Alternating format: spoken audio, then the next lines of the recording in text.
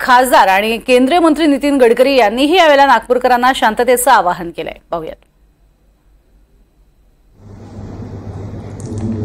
नागपूरमध्ये काही अफवा पसरल्यामुळे धार्मिक तणाव निर्माण होण्याची स्थिती निर्माण झाली आहे. या सर्व परिस्थितीमध्ये नागपूरने नेहमी शांततेचा इतिहास हे नागपूरची विशेषता राहिलेली आहे. माझी सर्व बांधवांना विनंती आहे की त्यांनी कुठल्याही प्रकारच्या अफवांवर विश्वास ठेवू नये, शांतता प्रस्थापित करावी आणि कोणीही रस्त्यावर येऊ नये. सगळ्यांनी कायदा आणि व्यवस्थेला सहकार्य करावं आणि सलोख्याचं आणि सौहार्दाचं वातावरण ठेवण्याची नागपूरची जी परंपरा आहे त्या परंपरेनुरूप आपला व्यवहार करावा. ज्या ज्या लोकांनी चुका केल्या असतील किंवा ज्यांनी गैरकायदेशीर कृत्य केले असतील त्यांच्यावर सरकार कारवाई करेल असा विश्वास मी आपल्या सगळ्यांना देतो.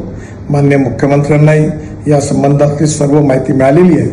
त्यामुळे आपण कुठल्याही अफवांवर विश्वास न ठेवता आपण सगळ्यांनी सहकार्य करावं आणि प्रेमाचं सौहार्दाचं उत्तम वातावरण ठेवण्याकरता मदत करावी, पोलिसांना मदत करावी असं माझी आपल्या सगळ्यांना नम्र विनंती आहे.